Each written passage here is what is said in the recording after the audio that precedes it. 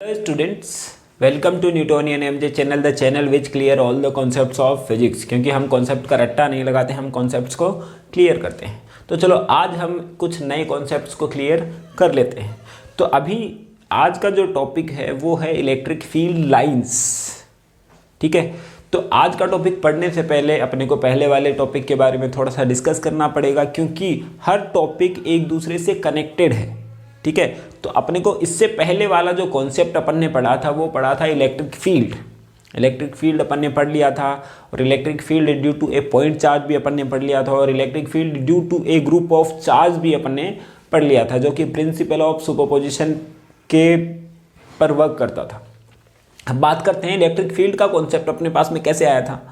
Electric field का जो concept आता है वो अपन ने देखा था कि कोई चार्ज होता है तो उसके सराउंड एक रीजन बन जाता है जो कि अपने को दिखाई नहीं देता है। उस रीजन के अंदर अगर मैं कोई दूसरा चार्ज लेके आता हूँ तो उस चार्ज पे के ऊपर फोर्स लगता है, तो ये जो चार्ज के चारों ओर जो रीजन है उसे ही अपन क्या बोलते हैं, इलेक्ट्रिक फील्ड बोलते हैं।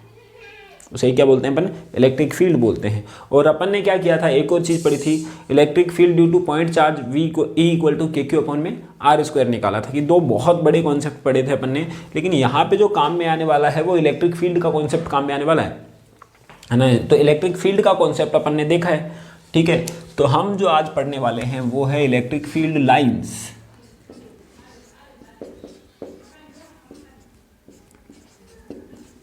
Electric field lines. Electric field lines बहुत ही इंपॉर्टेंट टॉपिक है एक। ठीक है, अब देखो एक चीज़, इसको समझने से पहले क्या देखना है अपने को। अपन ने देखा कि कोई भी पॉइंट चार्ज है ना, कोई भी चार्ज है, ये अपन ने कोई चार्ज लिया Q, तो इसके सराउंड एक एरिया जनरेट हो जाता है। ठीक है, इसको अपन क्या बोलते हैं, इलेक्ट्रिक फील्ड, जो कि अननोन है, अपने को इनविजिबल है, दिखाई नहीं देता है। ठीक है कि नहीं। ये तो अपने को कैसे पता चलता है, कोई टेस्ट चार्ज को मैं बाहर से अंदर लेके आऊँगा तो इसके ऊपर फोर्स लगेगा, तो अपने को पता चलेगा कि इसके ऊपर कोई फोर्स लग रहा है, अदरवाइज अपने को पता भी नहीं लगता, दिखता भी नहीं है ना। तो मेन बात ये है कि मतलब क्या हुआ, अगर मैं इस चार्ज को यहाँ से हटा दूँ तो फिर यहाँ पे इलेक्ट्रिक फील्ड नहीं रहता, ये इलेक्ट्रिक फील्ड यहाँ आ जाता है ना। इसका मतलब क्या हुआ, इस चार्ज से, ये जो चार्ज्ड बॉडी है, इससे कुछ न कुछ ऐसी चीजें निकल रही है, या फिर कुछ न कुछ ऐसी चीजें आ रही हैं, इनविजिबल रेज आ रही हैं, है ना। इनविजिबल रेज आ रही है जिसके थ्रू इसके सराउंड क्या होता है, एक फील्ड जनरेट होता है। तभी तो ऐसा हो रहा है। जैसे कि कोई मैग्नेट है, मैग्नेट अपन ने ली है ना, मैग्नेट के अंदर भी अपन ने क्या देखा, ये अपन ने मैग्नेट ली, ये नॉर्थ और ये साउथ। अगर मैं कोई आयरन सब्सटेंस को बहुत ज़्यादा डिस्टेंस पे रखता हूँ, यहाँ पे रखता हूँ, तो इसके ऊपर कोई इफेक्ट नहीं पड़ेगा। लेकिन जैसे ही आयरन सब्सटेंस इसके रीजन में आता है तो ये यहाँ पे अट्रैक्ट हो जाता है। ये भी इनविजिबल क्या है, एरिया है, इसको मैग्नेटिक फील्ड बोलते हैं। तो मेन बात है कि यहाँ से भी कुछ न कुछ रे निकल रही होती हैं जिसकी वजह से ये फील्ड जनरेट होता है। तो ऐसे ही यहाँ से भी कुछ न कुछ रे निकल रही है, फिर इसके ऊपर रे आ रही है जिसकी वजह से ये फील्ड जनरेट हो रहा है कि नहीं। ये जो फील्ड किसकी वजह से जनरेट हो रहा है, कुछ रे आ रही हैं, जो कुछ लाइंस आ रही हैं, उन्हीं लाइंस को क्या बोला, इलेक्ट्रिक फील्ड लाइंस बोला। उन्हीं लाइंस को क्या बोल दिया, इलेक्ट्रिक फील्ड लाइंस बोल दिया। ठीक है, यानी कि कोई भी चार्ज है उसके सराउंडेड जो इलेक्ट्रिक फील्ड आया वो किसके थ्रू जनरेट होता है, इलेक्ट्रिक फील्ड लाइंस के थ्रू जनरेट होता है। यानी कि इलेक्ट्रिक फील्ड लाइंस का यूज क्या है, जो इलेक्ट्रिक फील्ड अपने पास में वेक्टर क्वांटिटी है, तो वेक्टर क्वांटिटी का ग्राफिकल रिप्रेजेंटेशन करना तो जरूरी है। अरे कोई वेक्टर है तो अपन जानते हैं मैग्नीट्यूड और डायरेक्शन दोनों साथ में है। तो मैग्नीट्यूड तो चलो अपने को पता चल गया है कि E बराबर F अपॉन में Q0 से, लेकिन डायरेक्शन कैसे पता चलेगी। तो डायरेक्शन निकालने के लिए, इसका ग्राफिकल रिप्रेजेंट करने के लिए अपन जो है इलेक्ट्रिक फील्ड लाइंस काम में लेते हैं। ठीक है ना बात। तो अब कैसे काम में लेंगे, कैसे जनरेट किया जाता है, ये सारी की सारी चीज़ें अपन देखने वाले हैं। यानी कि मेन कॉन्सेप्ट क्या है, जो इलेक्ट्रिक फील्ड जनरेट होता है वो किसकी वजह से होता है, इलेक्ट्रिक फील्ड लाइंस की वजह से होता है। जो इनविजिबल जो इलेक्ट्रिक फील्ड जनरेट हो रहा है वो इलेक्ट्रिक फील्ड लाइंस की वजह से जनरेट हो रहा है। या तो इसके ऊपर, इससे कुछ इलेक्ट्रिक फील्ड लाइंस निकल रही है, या फिर इसके ऊपर आ रही है जिसकी वजह से सराउंड जो इलेक्ट्रिक फील्ड जनरेट हो जाता है। ठीक है कि नहीं। अब कैसे पता करेंगे कि इलेक्ट्रिक फील्ड कौन सी डायरेक्शन में है, ये चीज़ अपने को देखनी है। तो सबसे पहले इलेक्ट्रिक फील्ड लाइंस को कैसे डिफाइन किया गया, ये भी एक बड़ी चुनौती थी। कैसे डिफाइन करें अपन इलेक्ट्रिक फील्ड लाइंस को, अपने को दिखाई नहीं देती किस डायरेक्शन में है, पता ही नहीं चलेगा अपने को। वापस एक्सपेरिमेंट्स की हेल्प से ही सारी की सारी चीज़ें क्लियर होती हैं, ठीक है। तो एक्सपेरिमेंट किया गया, ये कोई चार्ज दिया, पॉजिटिव चार्ज, और इसके सराउंडेड क्या है, ये एरिया है इसका, ठीक है। एरिया तो पता ही है ना, एरिया तो पता चल ही जाता है, क्योंकि अपने को पता है कि यहाँ पे फोर्स रख के, यहाँ पे चार्ज रख के देखेंगे तो क्या होगा, इसके ऊपर फोर्स नहीं लगेगा, लेकिन जैसे ही यहाँ पे रखेंगे अपन, इसके ऊपर फोर्स लगने लग जाएगा। अब जैसे ही इस चार्ज को मैं इलेक्ट्रिक फील्ड के अंदर फ्रीली छोड़ता हूँ, इस चार्ज को मैंने छोड़ा, तो एक डायरेक्शन में मूव करेगी, या तो इधर मूव करेगा या फिर इधर मूव करेगा, किधर भी मूव करेगा, तो यानी कि एक लाइन पर मूव करेगा, इधर मूव कर रहा है मान लिया, तो यही क्या है, इलेक्ट्रिक फील्ड लाइंस है, ठीक है। यहाँ पे अगर पॉजिटिव चार्ज छोड़ा, ये मैंने नेगेटिव छोड़ दिया था, यहाँ पे पॉजिटिव छोड़ रहा हूँ तो ये इधर जाता है, तो यही क्या है, इलेक्ट्रिक फील्ड लाइंस है। यहाँ पे छोड़ूंगा तो ये पॉजिटिव इसको रिपेल करेगा, यानी कि इधर मूव करेगा, यहाँ है तो ये इसको इधर मूव करेगा, यहाँ है तो ये इसको इधर मूव करेगा। तो यानी कि इलेक्ट्रिक फील्ड लाइन का कॉन्सेप्ट क्या बताता है कि अगर अपन भी निकाल सकते हैं, क्या कर सकते हैं, कोई चार्ज लिया, उसके अंदर इलेक्ट्रिक फील्ड है उसके सराउंड, और उसके ऊपर टेस्ट चार्ज अगर अपन रख दें, है ना, टेस्ट चार्ज उसके अंदर रख दें, तो क्या होगा, जिस डायरेक्शन में वो मूव करेगा या फिर जिस लाइन पर वो मूव करेगा, है ना, जिस पाथ पर वो मूव करेगा, वही पाथ, वही लाइन क्या है, इलेक्ट्रिक फील्ड लाइन है। क्यों रिप्रेजेंट की जाती है, वापस बता रहा हूँ मैं, इलेक्ट्रिक फील्ड को ग्राफिकल फॉर्म में रिप्रेजेंट करने के लिए इसका यूज किया जाता है, ठीक है बात। तो यानी कि इसकी डेफिनेशन क्या बोल सकते हैं अपन, कि जब किसी टेस्ट चार्ज को इलेक्ट्रिक फील्ड में फ्रीली रिलीज किया जाता है, इसको फ्रीली रिलीज कर दिया, तो जिस पाथ पर या फिर जिस लाइन पर वो मूव करता है, जिस पाथ पर या जिस लाइन पर ये जो चार्ज मूव करेगा, वही पाथ और वही लाइन क्या होगी, इलेक्ट्रिक फील्ड लाइन होगी। क्यों बताया उसने, अपन देख लो तुम यहाँ पे, है ना, एक तरीका है यहाँ से इलेक्ट्रिक फील्ड निकालने का, क्योंकि पॉजिटिव होगा तो ये इधर जाएगा, नेगेटिव होगा तो ये इधर आ जाएगा, यानी जिस लाइन पे मूव किया वही क्या है, इलेक्ट्रिक फील्ड लाइन है। यही तो होगा, क्योंकि अपने को पता है कि इसी लाइन के अकॉर्डिंग फोर्स लग रहा है। तो ये चीज हो गई अपने पास में इलेक्ट्रिक फील्ड लाइंस। अब हम देखते हैं कुछ इलेक्ट्रिक फील्ड लाइंस के बारे में, है ना, कुछ इलेक्ट्रिक फील्ड लाइंस बनाएंगे अपन, है ना, अलग अलग चार्ज के लिए, दो सेम चार्ज के लिए, दो डिफरेंट चार्ज के लिए, एक बड़े चार्ज के लिए, एक छोटे चार्ज के लिए, जो कि बनाना सीखना है अपने को, है ना। ये सीख जाते हैं तो अपने को सारी प्रॉपर्टीज की A to Z क्लियर हो जाएगी, और जितने भी क्वेश्चन है वो भी सारे क्लियर हो जाते हैं, है ना। बस अपने को बनाना आना चाहिए, याद तो हर कोई कर सकता है, लेकिन याद नहीं करना, अपने को एक बार बनाना आना चाहिए। इलेक्ट्रिक फील्ड लाइंस कैसे बनाते हैं, क्या किया, एक इलेक्ट्रिक फील्ड लेते हैं, उसके अंदर चार्ज को क्या करना है, रिलीज करना है, और जिस डायरेक्शन में वो मूव करता है ना, वही क्या होगी, इलेक्ट्रिक फील्ड लाइंस होगी। और यही कॉन्सेप्ट अपन काम में लेंगे, है ना, इलेक्ट्रिक फील्ड लाइंस को बनाने के लिए, ठीक है। तो देखते हैं अपन कैसे बनेगा।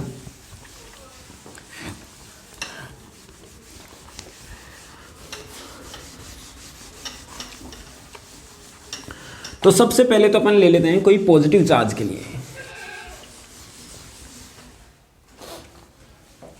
ठीक है। तो सबसे पहले तो लेता हूं मैं कोई पॉजिटिव चार्ज, ये ले लिया प्लस क्यू चार्ज, यहां पे प्लस क्यू चार्ज, ठीक है। अब सराउंड क्या है, इलेक्ट्रिक फील्ड है।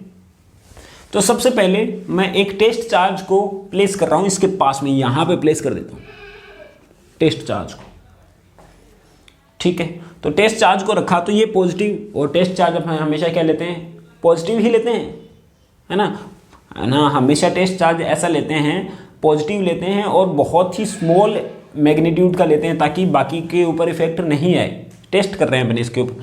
तो यहाँ पे क्या हुआ, ये पॉजिटिव है और ये पॉजिटिव और ये भी पॉजिटिव, तो ये क्या करेगा, इसको रिपेल करेगा। तो ये यानी कि किस डायरेक्शन में मूव करेगा, इस डायरेक्शन। अगर यही चार्ज मैं यहाँ रखूँ तो ये पॉजिटिव किधर जाएगा, अगर यही चार्ज मैं यहाँ रखूँ तो इधर जाएगा। यही चार्ज अगर यहाँ रखा जाए तो ये पॉजिटिव, ये भी पॉजिटिव,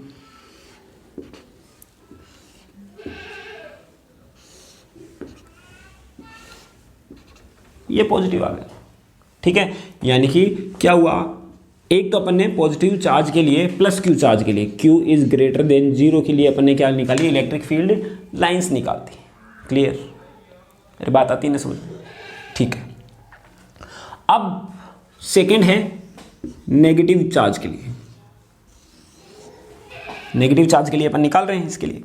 तो नेगेटिव चार्ज के लिए वापस यहाँ पे टेस्ट चार्ज को रखेंगे अपन। क्या रखा अपन ने, एक चार्ज रख दिया Q0, पॉजिटिव रख रहे हैं, ये नेगेटिव ये पॉजिटिव किधर जाएगी बोलो, इस डायरेक्शन में। यहाँ पे रखूँगा तो ये नेगेटिव है ये पॉजिटिव है,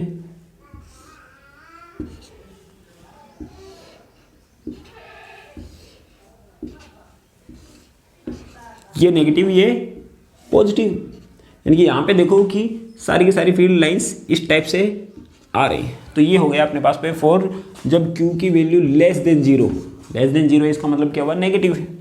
ठीक है, ये तो फर्स्ट कंडीशन है। देखो इससे बहुत सारी चीज़ें क्लियर होने वाली है, बस ये अपन ने बनाई है न कि याद की है ना। इन्हीं को बना के अपन कुछ रिजल्ट शो कर देंगे जो कि इसकी प्रॉपर्टीज होंगी। थर्ड है अपने पास दो सेम चार्ज के लिए ले लेते हैं अपन, दो सेम मैग्नीट्यूड के चार्ज ले लेते हैं, सेम मैग्नीट्यूड के चार्ज, यानी कि दोनों की वैल्यू सेम है और दोनों ही पॉजिटिव हैं। तो मान लेता हूं मैं यहाँ पे एक पॉजिटिव Q चार्ज है, यहाँ पे भी क्या है, एक पॉजिटिव Q चार्ज है। ठीक है बात। तो ये पॉजिटिव Q और ये भी पॉजिटिव Q। तो यहाँ पे मैं अगर चार्ज को रखूँगा, किसी चार्ज को, positive charge, test charge positive को रखना है, तो ये क्या करेगा, इसको रिपेल करेगा, और ये भी क्या करेगा, इसको रिपेल करेगा। यानी कि यहाँ पे ये तो जाएगा ऐसे, लाइन जाएगी ऐसे, लेकिन ये इधर मुड़ जाएगी ऐसे। देखो तुम, क्योंकि ये भी रिपेल करेगा, ये इधर तो जा नहीं पाएगा क्योंकि ये इधर जा रहा है, लेकिन ये इधर धक्का मार रहा है, यानी कि ये जाते जाते थोड़ा सा इधर मुड़ जाएगा या फिर इधर मुड़ जाएगा। ठीक है कि नहीं। तो ऐसे ही अगर ये यहाँ हुआ, यहाँ होता तो ये पॉजिटिव इसको इधर धक्का मारेगा, ये भी पॉजिटिव इसको इधर धक्का मारेगा, यानी कि ये तो सीधे इधर यहाँ पे होगा। तो ये पॉजिटिव टेस्ट चार्ज, ये भी पॉजिटिव है तो ये इसको इधर रिपेल करेगा, ये भी पॉजिटिव है तो ये भी इसको इधर ही रिपेल करेगा, क्योंकि पॉजिटिव के बीच में तो क्या होता है, रिपल्सन होता है, यानी कि यहाँ पे ये फोर्स लगा इस डायरेक्शन में। ठीक है कि नहीं। ऐसे ये आ गया। अब ऐसे ही अगर यहाँ होता तो ये तो धकेलेगा इसको इधर, लेकिन ये क्या करेगा, इधर फोर्स लगाएगा इसको, क्योंकि ये इधर फोर्स लगाएगा और ये इधर लगा रहा है, तो रिजल्टेंट कैसे निकलेगा। यानी कि हमेशा जो रिजल्टेंट आने वाला है ये यहाँ है, ये इधर जाता जाता क्या हो जाएगा, ऐसे। ठीक है कि नहीं।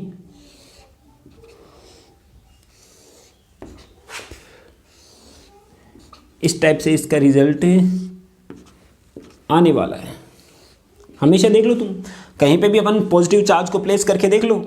यहाँ पे अगर अपन यहाँ रखते हैं तो क्या आएगा, इसका भी ऐसे आएगा।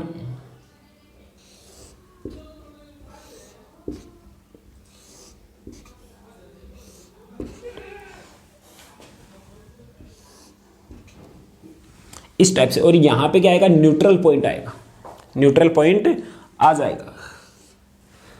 ठीक है ना बात। तो इस टाइप से ये चीज़ें आई, यानी कि ये आपस में कभी नहीं मिलेंगी, यानी ये इधर जाती जाती, ये इधर जाती जाती इधर मुड़ जाएगी, ये इधर जाती हुई इधर मुड़ जाएगी, क्योंकि यहाँ पे दोनों पॉजिटिव टेस्ट चार्ज है।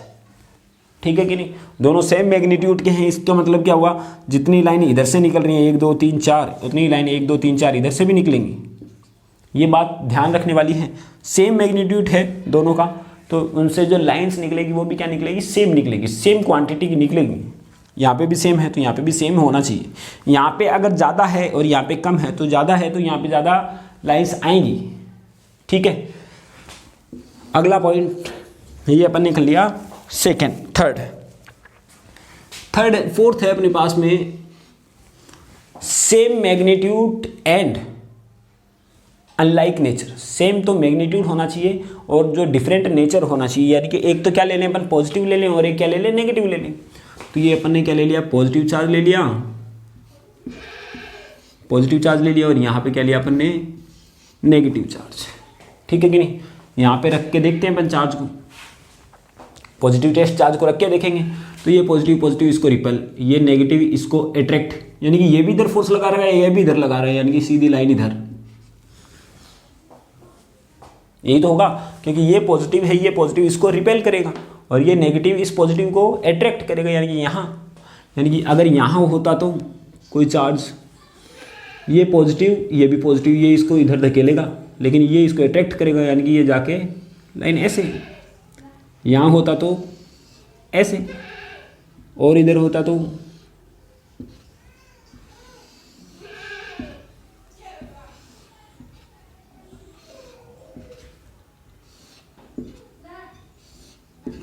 हमेशा जो इससे निकलने वाली लाइन है वो किसकी साइड मूव करेगी, इस साइड पे, इस साइड में आने की कोशिश करेगी, क्योंकि ये अट्रैक्ट कर रहा है।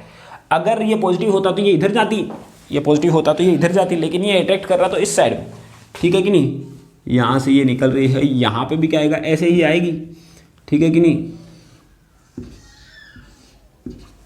देखो ये चीज आ गई अपने पास में,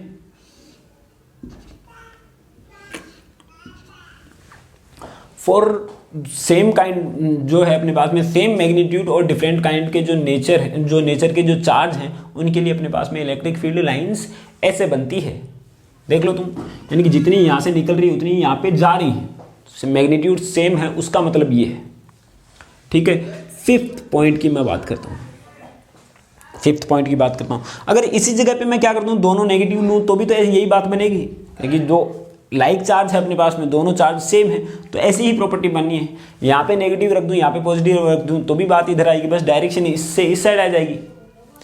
अगला है अपने पास में, अगर मैं क्या करता हूँ, एक तो पॉजिटिव ले लूँ और एक नेगेटिव ले लूँ और दोनों का मैग्नीट्यूड अलग अलग ले लूँ, ठीक है कि जैसे कि मान लिया यहाँ पे ये 10 माइक्रोकूलम लिया है ना, और यहाँ पे ले लिया -1 माइक्रोकूलम, -1 माइक्रोकूलम, प्लस का 10 माइनस का 1 माइक्रोकूलम, और जो बीच की जो डिस्टेंस है, अब क्या होगा, यहाँ पे अगर मैं चार्ज रखूंगा तो ये तो पॉजिटिव पॉजिटिव को रिपेल और ये इसको अट्रैक्ट, ठीक है कि नहीं। यहाँ पे बीच की डिस्टेंस मैंने ले ली, कुछ भी ले लेता हूँ मैं, इसको x ले लेता हूँ, ठीक है, कुछ भी अपन ने डिस्टेंस ले रखी है, ठीक है, 10 सेंटीमीटर ले लेते हैं, ज़्यादा बढ़िया है, ठीक है। तो अब क्या होगा, यहाँ पे एक लाइंस तो आई यहाँ पे, तो अब अपने को इसके लिए बहुत ही इंपॉर्टेंट रिजल्ट निकलेंगे, है ना। अगर ये यहाँ पर है, ये यहाँ पर है, तो ये क्या करेगा, ये इसको रिपेल करेगा और ये इसको अट्रैक्ट करेगा, यानी कि ये चला जाएगा ऐसे। अगर ये यहाँ है तो ये ऐसे,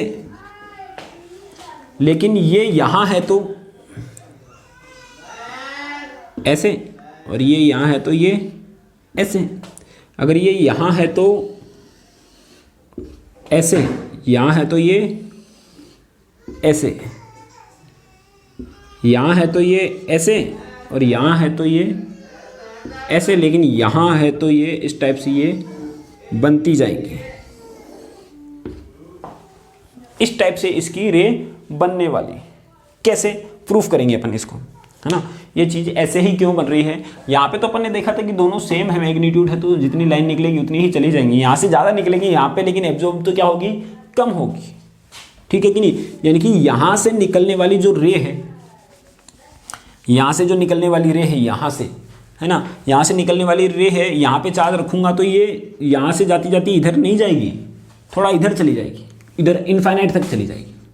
कहाँ तक चली जाएगी, इनफाइनाइट तक चली जाएगी, ठीक है। कैसे, तुम देखोगे कि अगर मैं सबसे पहले तो क्या करता हूँ, यहाँ पे इसको सॉल्व कर लेते हैं अपन। तो देखो यहाँ पे अगर ये पहले क्या है, अपने पास में दोनों जो चार्ज हैं, एक तो 10 माइक्रोकूलम है, एक -1 माइक्रोकूलम है, दोनों बीच की जो डिस्टेंस है कितनी है, 10 सेंटीमीटर। अगर यहाँ पे कोई पॉइंट है, यहाँ पे कोई पॉइंट है 1 सेंटीमीटर की डिस्टेंस पे, 1 सेंटीमीटर की डिस्टेंस पे पॉइंट है, तो अपन जहाँ पे भी इलेक्ट्रिक फील्ड निकालना होता है वहाँ पे कोई एक पॉइंट चार्ज एज्यूम करते हैं। तो यहाँ पे देखो ये तो क्या करेगा, इसको इधर लगाएगा धक्का, क्योंकि KQ/R², ये पॉजिटिव इधर लगाएगा, और ये जो है इस पॉइंट पर जो E1 तो लगेगा इधर और E2 लगेगा इधर, क्योंकि ये जो चार्ज है, ये जो पॉजिटिव चार्ज है, ये वाला पॉजिटिव चार्ज है, इस पॉइंट को इधर धकेलेगा, KQ/R², ठीक है। और ये जो है यहाँ पर नेगेटिव चार्ज, ये इसको इधर अट्रैक्ट करेगा। अब जिसका ज़्यादा फोर्स होगा, जिसका ज़्यादा इलेक्ट्रिक फील्ड होगा, उस साइड में ये चला जाएगा, या तो ये इधर जाएगा या इधर जाएगा। अभी देखते हैं जब ये पास में रखा हुआ तो किधर जाएगा। तो यह यानी कि यहाँ पे देखता हूँ, इवन निकाल लेता हूँ सबसे पहले तो मैं इसके थ्रू, इसके ऊपर इलेक्ट्रिक फील्ड इवन कितना आता है, के क्यू अपॉन में R square, K Q upon में आर स्क्वायर, यानी कि के की वैल्यू तो 9 इंटू में 10 टू द पावर 9, क्यू की वैल्यू 10 माइक्रोकूलम, तो कितना है 10 इंटू में 10 टू द पावर -6 अपॉन में आर की वैल्यू कितनी है 10 सेंटीमीटर, तो ये 11 सेंटीमीटर।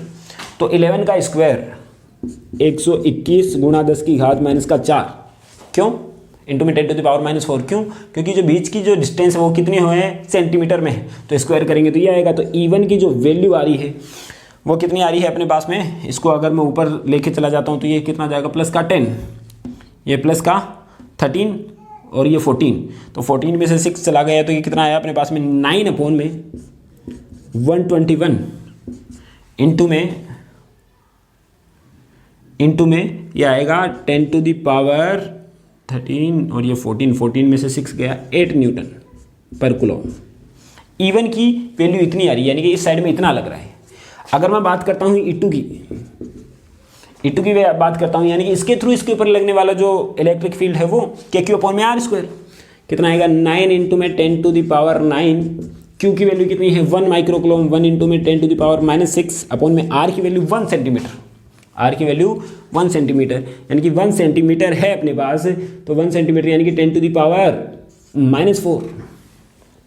इसको अगर अपन सोल्व करते हैं तो कितना आया E2 इक्वल टू कितना आएगा 9 इंटू 10 टू द पावर, ये ऊपर चला गया 13 में से 6 चला गया तो कितना आया 7 न्यूटन पर कूलम। तो अब तुम देखोगे दोनों में से बड़ा कौन सा है, ये बड़ा है, ठीक है, क्योंकि यहाँ पे 121 है। अगर तुम यहाँ पे ये करते हो, ये 7 भी करते हो यहाँ पे, तो ये कितना आएगा 90 अपॉन में 121, तो 90 अपॉन में 121 तो कितना आएगी, एक से वैल्यू कम आएगी, लेकिन यहाँ पे 9 आ रही है, यानी कि E2 जो है बड़ा है, E2 बड़ा है, यानी कि यहाँ पे कोई चार्ज है तो इलेक्ट्रिक फील्ड की डायरेक्शन इधर है, यानी कि ये जो लाइन जाएगी ऐसे आ जाएगी, इसके ऊपर खत्म होगी बिल्कुल। लेकिन अगर इस चार्ज को यानी कि इस पॉइंट को मैं यहाँ पे निकालना चाह रहा हूँ 10 सेंटीमीटर की डिस्टेंस पे, और 10 सेंटीमीटर की डिस्टेंस और दे देता हूँ, तब इसके ऊपर जो इसके थ्रू लगने वाला है वो तो क्या लगेगा, E1 लगेगा, और इसके ऊपर लगेगा E2, इलेक्ट्रिक फील्ड यही तो लगेगा। अब देखना पड़ेगा कि इसकी डायरेक्शन किधर है। यहाँ पे कोई पॉइंट रखा हुआ है, यहाँ पे कोई चार्ज रखा हुआ है, तो ये रिजल्टेंट इसका इधर आएगा, यानी कि चार्ज जो है इधर ही आएगा, यानी कि इलेक्ट्रिक फील्ड लाइन की डायरेक्शन ये आएगी। लेकिन यहाँ पे रखा हुआ है तो कब आएगी, क्या आएगी, क्या इधर ही आएगी, अभी ये भी अपने को देखना पड़ेगा।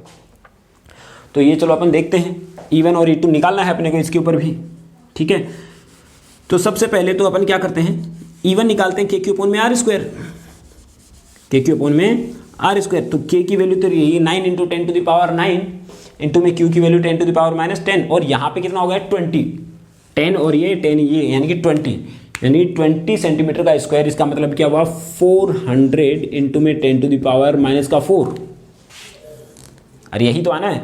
तो यानी कि यहाँ पे E1 को अगर मैं सॉल्व करता हूँ तो यहाँ पे अगर सॉल्व करते हैं तो ये कितना आया अपने पास में 9 अपॉन में 4, 9 अपॉन में 4, ये तो 10 to the power 10, 10 to the power 10, और ये ऊपर चला गया 10 to the power 4, 10 to the power 4 और प्लस का 2, 10 to the power 6 newton per coulomb.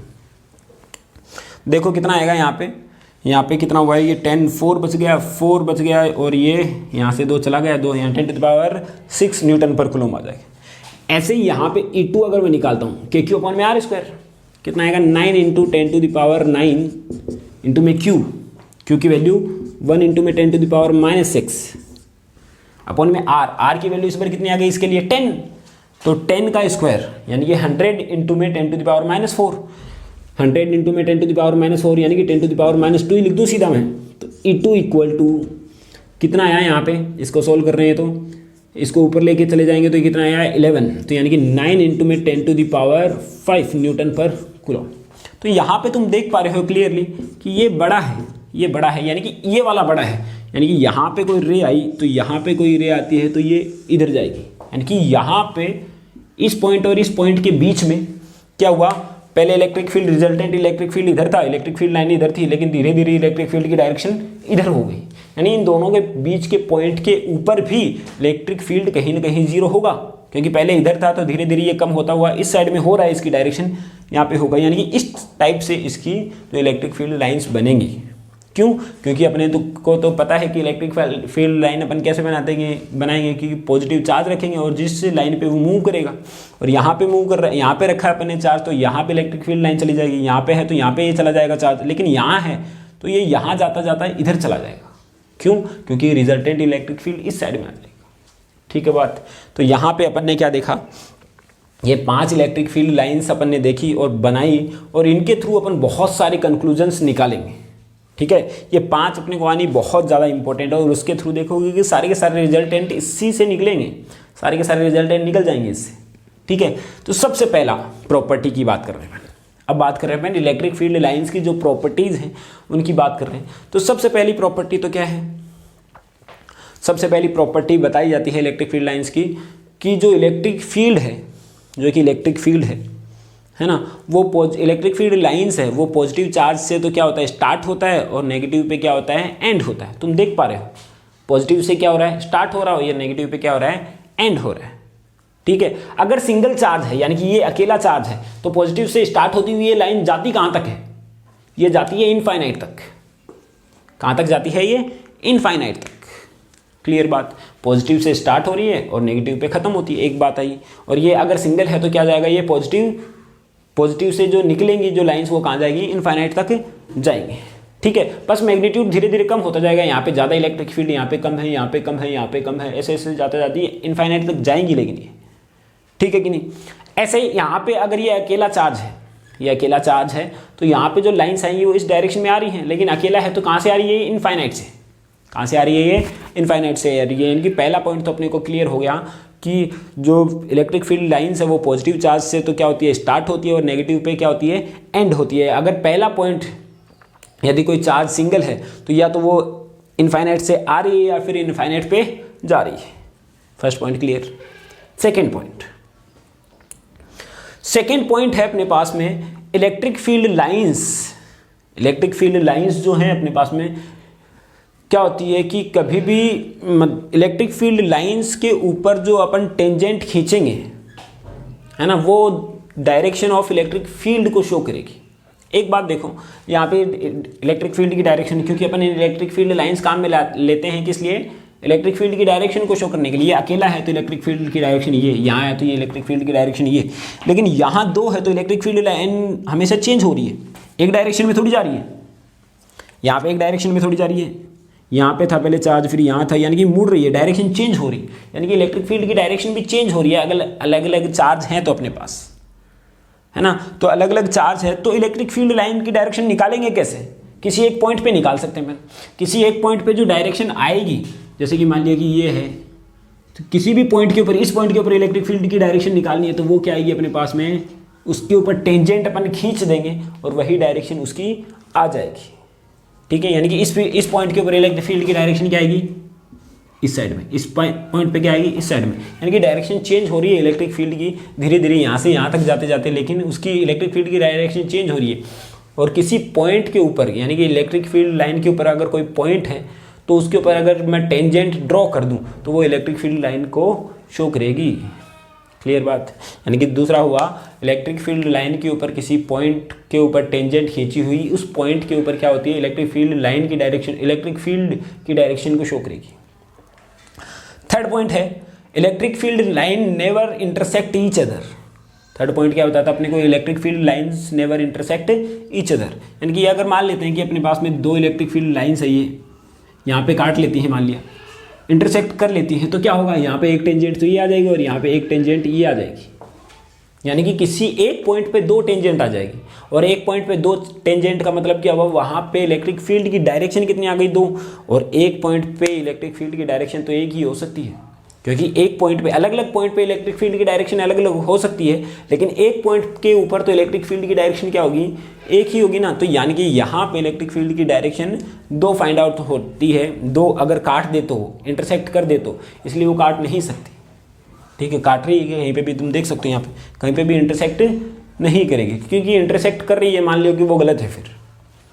क्यों? अब तुम देखो, जैसे कि मान लिया कि एयर हवा चल रही है अभी, तो हवा चल रही है तो क्या हुआ कि हम ऐसा थोड़ी बोलेंगे कि सिर्फ 12 बजे, जो 12 बजे हवा है अभी जो चल रही है, इस पॉइंट पे हवा जो चल रही है इस डायरेक्शन में भी चल रही है, इस डायरेक्शन में भी चल रही है, एक ही टाइम पर दोनों डायरेक्शन में हवा थोड़ी बोल सकते हैं। हाँ, अलग अलग टाइम पे बोल सकते हैं, अभी 1 बजे 12 बजे अभी इस डायरेक्शन में चल रही है लेकिन 3 बजे इधर चल रही है, हो सकता है ऐसा, लेकिन एक ही पॉइंट के ऊपर ऐसा करना पॉसिबल नहीं है। तो यानी कि कभी भी इलेक्ट्रिक फील्ड लाइन्स है वो इंटरसेक्ट नहीं करेंगी। थर्ड पॉइंट है अपने पास में, 2 पॉइंट हो गए। थर्ड पॉइंट है जो इलेक्ट्रिक फील्ड लाइन्स है हमेशा, इलेक्ट्रिक फील्ड लाइन्स है वो हमेशा क्या होगी, कंडक्टर के परपेंडिकुलर होगी, यानी कि जो चार्ज होगा उसके परपेंडिकुलर होगी। तुम देख सकते हो कि इलेक्ट्रिक फील्ड लाइन्स हमेशा ऐसे गई, ये देखो तुम, इलेक्ट्रिक फील्ड लाइन्स ऐसे ही जा रही, इससे परपेंडिकुलर, इसके परपेंडिकुलर। क्यों? ये जो इलेक्ट्रिक फील्ड लाइन्स है ऐसे क्यों नहीं निकली? जैसे कि मान लिया कि यहाँ ये जो चार्ज मैं पुटअप कर देता हूँ तो चार्ज ये इधर से क्यों नहीं लिया अपन ने, एंगल कुछ चेंज हो जाता। अपन ने क्या करते हैं, इसको इधर ही तो बनाते हैं, इसको इधर क्यों नहीं कर रहे अपन? इसलिए नहीं कर रहे क्योंकि अपन जानते हैं कि जो चार्ज है, जैसे कि मान लिया ये बॉडी है, इसके ऊपर चार्ज है ना, ये चार्ज है, यहाँ पे अपने को निकालना है, तो इलेक्ट्रिक फील्ड यहाँ पे पॉजिटिव चार्ज रखूंगा मैं यहाँ पे, तो जो चार्ज है वो सारे सरफेस पे है, इसलिए सबसे जो डिस्टेंस अलग अलग होगी, ये डिस्टेंस इसकी अलग होगी, यहाँ से इस चार्ज से इसकी डिस्टेंस अलग होगी, इससे अलग होगी, इसलिए सारे चार्ज को मैं क्या मान लेता हूँ कि सेंटर्ड मान लेता हूँ। तो सेंटर से तो सबकी डिस्टेंस सेम हो जाएगी, फिर इसकी डिस्टेंस क्या हो जाएगी, सेम हो जाएगी, इसलिए इसको सेंट्रल फोर्स भी बोला जाता है। सेंट्रल फोर्स है एक टाइप का। इस वजह से क्या होगा कि यहाँ पे सारा चार्ज माना जाएगा तो बीच की डिस्टेंस ये ली जाती है हमेशा Q/r², यानी कि ये डिस्टेंस लेगा तो ये इसको इधर ही रिपेल करेगा, ठीक है, ये आएगा तो इधर ही रिपेल करेगा, चार्ज यहाँ से माना जाता है, न कि सरफेस से, ठीक है, होता वो सरफेस पे, लेकिन मान लिया जाता है कि सेंटर्ड है ताकि ज़्यादा दिक्कत नहीं हो, ठीक है। तो यानी कि इस वजह से क्या होता है कि जो सेंट्रल फोर्स होता है ये, इस वजह से जो हमेशा जो लाइन होती है, इलेक्ट्रिक फील्ड लाइन्स हमेशा क्या होती है, नॉर्मल होती है किसी चार्ज के, ठीक है। 4 पॉइंट हो गए। 5वां पॉइंट है अपने पास में, जिस जगह पे इलेक्ट्रिक फील्ड लाइन्स ज़्यादा होंगी, जिस जगह पे इलेक्ट्रिक फील्ड लाइन्स ज़्यादा होंगी, मतलब पास में होंगी, वहाँ पे स्ट्रॉन्ग इलेक्ट्रिक फील्ड होगा। तो तुम देख रहे हो कि यहाँ पे इन दोनों के बीच की डिस्टेंस तो इतनी है, कम है, और लेकिन यहाँ पे देखें तो डिस्टेंस इंक्रीज हो रही है, यहाँ पे देखें तो डिस्टेंस इंक्रीज हो रही है, यानी कि जहाँ पे पास है, जहाँ पे पास है वहाँ पे इलेक्ट्रिक फील्ड ज़्यादा है, यानी कि ए पॉइंट है यहाँ, बी पॉइंट है यहाँ, तो हम बता सकते हैं कि कौन सी जगह पे इलेक्ट्रिक फील्ड ज़्यादा होगा, क्योंकि इलेक्ट्रिक फील्ड लाइन्स यहाँ पास हैं, यानी कि ई ए का मान क्या होगा, ई से ई बी से ज़्यादा होगा, ई ए का मान ई बी से क्या होगा, ज़्यादा होगा। ये हो गया अपने पास में 5th पॉइंट, ठीक है कि नहीं, यानी कि जिस जगह पे इलेक्ट्रिक फील्ड लाइंस ज़्यादा होती हैं वहाँ पे इलेक्ट्रिक फील्ड स्ट्रॉन्ग होता है, और जहाँ पर इलेक्ट्रिक फील्ड लाइंस दूर होती हैं वहाँ पे इलेक्ट्रिक फील्ड जो है वीक होता है। 5 पॉइंट। 6ठा पॉइंट है अपने पास में, इलेक्ट्रिक फील्ड लाइंस जो है कभी भी किसी कंडक्टर के अंदर एंटर नहीं करती हैं। इलेक्ट्रिक फील्ड लाइंस कभी भी किसी कंडक्टर के अंदर एंटर नहीं करेंगी। इसका रीज़न क्या है वो अपन देखते हैं।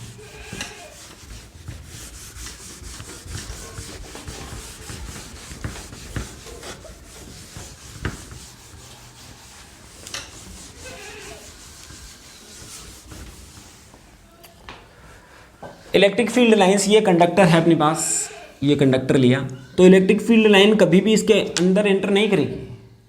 इसके नॉर्मल तो करेगी एंटर, लेकिन ये इधर से जाके ये इधर जाके ये नॉर्मली ही निकलेगी।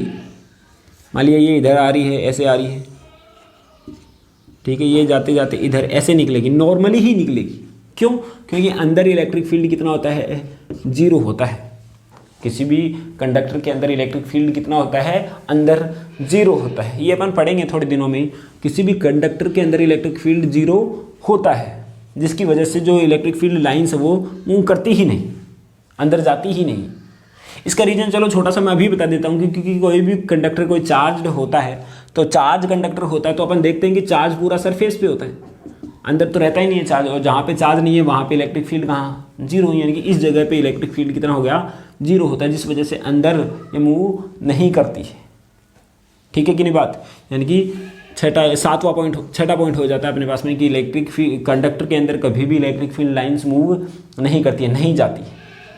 7वां पॉइंट है, ठीक है। सातवां पॉइंट है अपने पास में कि इलेक्ट्रिक फील्ड लाइंस जो हैं, इलेक्ट्रिक फील्ड लाइंस जो हैं हमेशा हमेशा इक्विपोटेंशियल सरफेस के परपेंडिकुलर होगी। कोई एक सरफेस होता है इक्विपोटेंशियल, इक्विपोटेंशियल सरफेस के परपेंडिकुलर होती है। अब ये इक्विपोटेंशियल सरफेस भी आगे आने वाला है, तो एक वर्ड है अपने पास में इक्विपोटेंशियल सरफेस, क्योंकि मैं इसको डिफाइन नहीं कर सकता अभी, क्योंकि अपन पढ़ेंगे उसके बाद में ही अपन को पता चलेगा।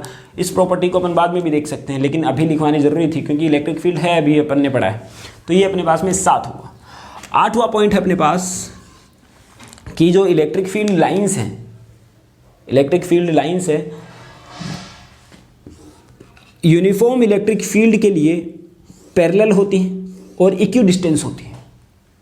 यानी कि अगर कहीं पे यूनिफॉर्म इलेक्ट्रिक फील्ड है तो उस जगह पर क्या होता है, इलेक्ट्रिक फील्ड लाइंस है वो क्या होंगी, पैरेलल होंगी एक दूसरे के और इक्वल डिस्टेंस पे होंगी। यानी कि ये डिस्टेंस इसके बराबर, ये डिस्टेंस इसके बराबर, इक्वल डिस्टेंस पे होगी। एक यूनिफॉर्म का मतलब क्या हुआ, जहाँ पे इलेक्ट्रिक फील्ड की वैल्यू हर जगह पे सेम हो उसे ही अपन क्या बोलते हैं, यूनिफॉर्म इलेक्ट्रिक फील्ड बोलते हैं, है ना। तो यूनिफॉर्म इलेक्ट्रिक फील्ड के लिए अपने पास में क्या होता है, अपने पास में ये जो लाइंस हैं हमेशा एक दूसरे के क्या होती है, पैरेलल होती हैं तथा इक्वी डिस्टेंस के ऊपर होती हैं। क्लियर बात, एक चीज़ आई समझ में, ठीक है। तो ये अपन ने इलेक्ट्रिक फील्ड लाइंस की प्रॉपर्टीज़ देख ली। कुछ प्रॉपर्टीज़ और भी हैं वो अपन ने वो इसके अंदर डिस्कस नहीं कर रहे हैं, लेकिन वो आगे हैं अपने पास में, लेकिन इतनी भी काफ़ी है, अपने जो सिलेबस के अंदर इतनी ही है। तो अब हम देखते हैं, ये चीज़ अपन ने देख ली। अब एक चीज़ इंपॉर्टेंट मैं वापस नोट करवा दूं कि जहाँ पे जितनी ये जो 10 माइक्रोकूलम है और यहाँ पे 1 माइक्रोकूलम है, यहाँ से जो सारी लाइंस जाएंगी, जैसे कि 10 माइक्रोकूलम से मान लिया कि 100 इलेक्ट्रिक फील्ड लाइंस जा रही हैं, निकल रही हैं बाहर, ठीक है। तो यहाँ पे कितनी जाएगी, 10 ही जाएगी, क्योंकि ये इसका 1% ही है, यानी कि 100 लाइन निकल रही है तो यहाँ पे 10 ही जाएंगी अंदर, क्योंकि ये 10 माइक्रोकूलम है, यानी कि इससे 100 लाइंस निकल रही हैं। तो यहाँ पे 1 माइक्रोकूलम है तो यानी कि इसका 10वां पार्ट ही वो लेके पाएगी, यानी कि 100/10, यानी कि 10 लाइंस इसके अंदर जाएगी और बाकी कहाँ चली जाएगी, इनफाइनाइट पे चली जाएंगी। ठीक है बात, ये चीज़ें अपन ने देख ली। तो यहाँ पे होता है अपने पास में इलेक्ट्रिक फील्ड लाइंस कंप्लीट, और इसके अपन कुछ क्वेश्चंस देखते हैं जो कि अपने को कॉन्सेप्ट को बिल्ड करने में थोड़ी सी हेल्प करेंगे। ठीक है, तो क्वेश्चन देखते हैं अपन, बहुत ही इंपॉर्टेंट क्वेश्चन हैं इसके, बहुत ही बढ़िया क्वेश्चन हैं। ठीक है, अगर ये सारे के सारे पॉइंट ध्यान में रहते हैं तो कोई भी किसी भी टाइप का क्वेश्चन हो, है ना, वो अपन कर सकते हैं।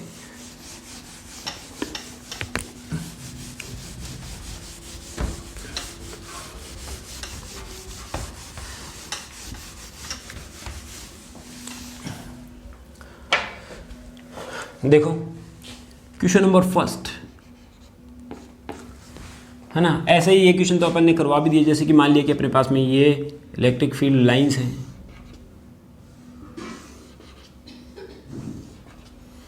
तो ये ए पॉइंट है और ये बी पॉइंट है, ठीक है कि नहीं। तो पहला क्वेश्चन तो है अपने पास में, इलेक्ट्रिक फील्ड कहाँ ज़्यादा होगा, ए पर ज़्यादा होगा या बी पे ज़्यादा होगा। अपने को पता है कि यहाँ पे डेंसर है, यानी कि ए की वैल्यू क्या होगी, ई बी से ज़्यादा होगी। एक तो ये सिंपल सा चीज़ है। सेकेंड बोला है कि अगर मैं ए के ऊपर कोई चार्ज रख दूँ, test charge, positive test charge रख देता हूँ, तो ये किधर मूव करेगा, इधर मूव करेगा या फिर इस साइड में मूव करेगा। ठीक है, या फिर यहाँ रख देता हूँ, यहाँ पे सी पॉइंट के ऊपर, सी पॉइंट के ऊपर मैं एक टेस्ट चार्ज रखता हूँ, तो ये किस साइड में मूव करेगा। तो अपन जानते हैं कि इलेक्ट्रिक फील्ड लाइंस इधर से जा रही है, यानी कि यहाँ पे क्या है, कोई पॉजिटिव चार्ज है और यहाँ पे क्या है, नेगेटिव है। तो हमें पता है कि ये पॉजिटिव है तो ये इधर मूव करेगी, यानी कि पॉजिटिव को रिपल करेगा, यानी कि ये इस डायरेक्शन के अंदर जाएगी। यानी कि पहला क्वेश्चन सॉल्व हो जाता है।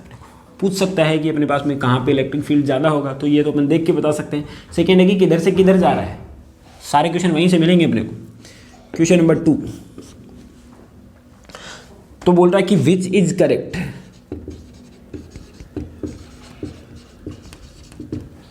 तो पहला एक दिया है, एक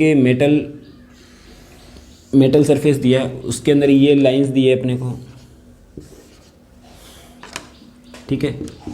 सेकंड दिया है कि अपने पास में ये गया है ऐसे,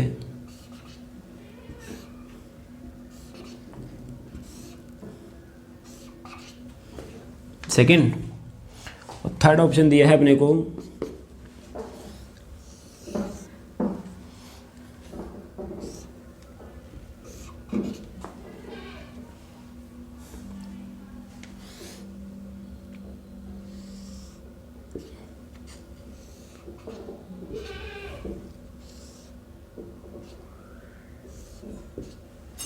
थर्ड है अपने पास में ये, और फोर्थ है अपने पास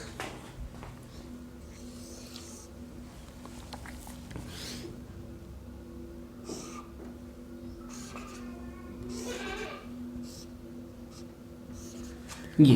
तो बोल रहा है कि कौन सा एकदम सही है ना, electric field lines pass out हो रही है किसी मेटल से या फिर कंडक्टर से। तो हम देखते हैं कि पहला तो है मेटल के अंदर से या फिर कंडक्टर के अंदर से कभी भी लाइंस गुजरती ही नहीं, यानी कि पहला क्वेश्चन तो पहला आंसर तो गलत। सेकंड में अपन देखते हैं कि ये बात तो ठीक लग रही है अपने को, चौथा भी क्वेश्चन गलत है क्योंकि अंदर से मूव कर रही है, अंदर से मूव करेगी नहीं। अगला है या तो ये सही है या फिर ये सही है। अब देखो यहाँ पे दोनों ही अंदर से नहीं जा रही हैं, लेकिन यहाँ पे तुम देख पा रहे हो कि यहाँ से जा तो रही है इधर, लेकिन क्या ये एंगल 90 डिग्री है? मैंने क्या बताया कि हमेशा नॉर्मली गुजरनी चाहिए, और यहाँ पे तुम देखोगे तो ये 90 डिग्री है। यहाँ पे हर जगह पे 90 डिग्री, 90 पे ही एंटर हो रही है और 90 पे ही बाहर जा रही है। इस वजह से ये क्वेश्चन, ये आंसर भी गलत है, यानी कि आंसर कौन सा सही है? थर्ड वाला आंसर सही है। ये IIT 2006 का क्वेश्चन है। क्लियर? बस अपने को क्या करना है, कॉन्सेप्ट देखना है। ठीक है, अगला क्वेश्चन अपन देखते हैं, क्वेश्चन नंबर थर्ड देख रहे हैं। तो इस क्वेश्चन के अंदर क्या देखते हैं कि मान लेते हैं कि एक ये दे रखा है कि एक चार्ज है Q1, एक है Q2। ठीक है, तो कुछ लाइंस ऐसे जा रही है इसमें से,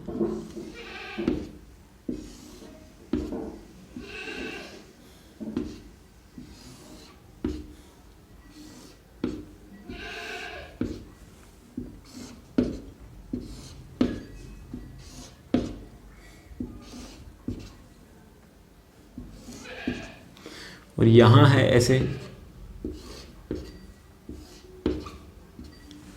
इस टाइप से। तो पहला क्वेश्चन तो है विच इज ग्रेटर, Q1 बड़ा है या Q2 बड़ा है? ठीक है, फर्स्ट ऑप्शन ये है। सेकंड है अपने पास में Q2 is greater than Q1। पहला क्वेश्चन तो ये, ठीक है, question number first. Second question है इसके अंदर ही कि कहाँ पर जो इलेक्ट्रिक फील्ड है वो जीरो होगा, Q1 के लेफ्ट में, Q1 के लेफ्ट में, या फिर Q1 एंड Q2 के बिटवीन, या फिर Q2 के राइट में। क्या बोल रहा है कि क्वेश्चन को समझे। अपने पास में ये अपने को डायग्राम दे रखा है। तो अपने को पहला क्वेश्चन तो बोला है कि दोनों का मैग्नीट्यूड में से कौन सा मैग्नीट्यूड बड़ा है। सेकंड बात है कि इलेक्ट्रिक फील्ड जीरो कहाँ हो सकता है, Q1 के लेफ्ट में इस साइड में, Q1 और Q2 के बीच में यहाँ, और Q2 के राइट में इस साइड में, अपने को बताना है। तो सबसे पहले तो अपन जानते हैं मैग्नीट्यूड का मतलब पॉजिटिव अपने को देखना है ना। जहाँ पे इलेक्ट्रिक फील्ड लाइन्स ज़्यादा निकल रही हैं या फिर ज़्यादा आ रही हैं, वहीं क्या होगा अपने पास में इलेक्ट्रिक फील्ड, जो चार्ज क्या होगा, ज़्यादा होगा। यानी कि Q1 से देखो कितनी लाइन निकल रही है, 1 2 3 4 5 6, यानी कि बहुत सारी निकल रही है, इससे थोड़ी कम निकल रही है, यानी Q1 is greater than Q2। ये पहले वाला क्वेश्चन सॉल्व। सेकंड अपने को क्या बता रहा है कि कहाँ पे इलेक्ट्रिक फील्ड जीरो होगा, Q1 के लेफ्ट में। और इलेक्ट्रिक फील्ड जीरो करने के लिए मैंने आप लोगों को बार बार बताया है कि जहाँ पे भी अपने को इलेक्ट्रिक फील्ड जीरो करना है वहाँ पे अपन क्या करेंगे, पॉजिटिव चार्ज को एज्यूम कर लेंगे। तो यहाँ पे पॉजिटिव चार्ज एज्यूम किया अपन ने, Q0 मान लेते हैं। पहले वाला ये आंसर अपन चेक करते हैं। तो ये पॉजिटिव को क्या करेगा, रिपल करेगा, यानी कि E1 इधर है ना, और ये क्या करेगा, ये नेगेटिव है, ये क्या करेगा, इसको अट्रैक्ट करेगा। लेकिन क्या कभी E2 जो है, E2 इसके थ्रू जो लगने वाला है वो E1 के बराबर हो सकता है? क्योंकि E1 इधर लग रहा है, E2 इधर लग रहा है, दोनों बराबर होंगे तभी तो क्या होगा, यहाँ पे जीरो होगा ना।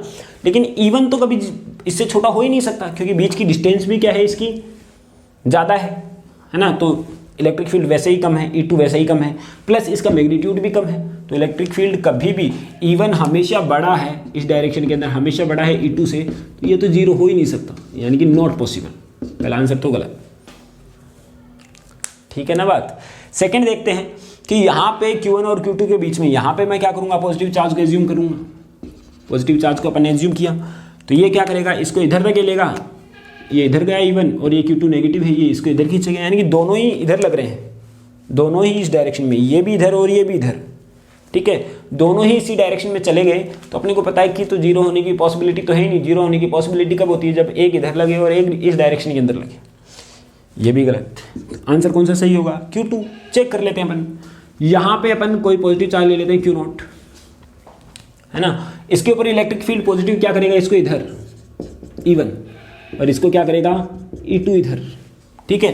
तो अब क्या हो सकता है कि अगर ये पॉइंट पास में है तो E2 बड़ा होगा, लेकिन जैसे जैसे अपन दूर जाएंगे तो एक पॉइंट आएगा ना कि E1 इसके बराबर आ जाए, क्योंकि अपन ने देखा था एक पॉजिटिव बड़ा चार्ज है और एक छोटा चार्ज है तो जो डायरेक्शन चेंज होती है इलेक्ट्रिक फील्ड की, पहले तो ये पास में था तो इलेक्ट्रिक फील्ड की डायरेक्शन इधर, और थोड़ा दूर लेके गए थे 10 सेंटीमीटर और तो डायरेक्शन इधर आ गई थी, यानी कि यहाँ पे एक पॉइंट था जहाँ पे इलेक्ट्रिक फील्ड क्या हो रहा था, जीरो हो रहा था, यानी कि यहाँ पे ये आंसर होने वाला है, ठीक है। तो ये अपन ने कर लिया इलेक्ट्रिक फील्ड लाइंस, और ये है अपने पास में IIT 2010 का क्वेश्चन, ठीक है। तो ऐसे बहुत सारे क्वेश्चन बनते हैं इलेक्ट्रिक फील्ड लाइंस के ऊपर, लेकिन इनका कॉन्सेप्ट अगर क्लियर है तो ही अपने को ये बेनिफिट देते हैं, अदरवाइज इनके क्वेश्चन बनते नहीं हैं किसी से, ठीक है ना। ये जैसे कि एडवांस के क्वेश्चन हैं, एडवांस के क्वेश्चन है, और लेकिन तब भी क्लियर होंगे जब अपने को पता है, या तो फिर तुम प्रॉपर्टीज याद रख लो, एक पेज का है ये पूरा का पूरा काम, पूरा का पूरा एक पेज का ही है कि इलेक्ट्रिक फील्ड लाइंस क्या होती है, इनकी प्रॉपर्टीज है, बस बिना सोचे समझे में इनको याद कर लेते हैं और एग्जाम में पूछे जाते हैं तो अपन लिख के आ जाते हैं, लेकिन इसकी डेप्थ को अगर नहीं समझा तो इसके क्वेश्चन में अपन सॉल्व नहीं कर पाएंगे, है ना बात। तो इसलिए अपने को ये बहुत अच्छे से देखने हैं, ज़्यादा ये लिखने का काम है नहीं, बस समझने का थोड़ा ज़्यादा काम है, ठीक है। आई होप कि आप लोगों को ये समझ में आया होगा। अगर समझ में आया है तो आप कमेंट बॉक्स में जाके ज़रूर लिखें कि सर समझ में आ गया है, क्योंकि इससे थोड़ा सा मुझे अच्छा लगता है कि हाँ ये चीज़ बच्चों को समझ में आ रहा है। नहीं तो मुझे ऐसा लगता है कि कई बार समझ में आ रहा है या नहीं आ रहा है ये भी नहीं मुझे पता, है ना। तो इसलिए आप इनके जो नीचे हैं कमेंट बॉक्स में जाके कमेंट ज़रूर कीजिए। चलो, thank you, have a nice day. कल नया वीडियो के साथ मिलेंगे अपन।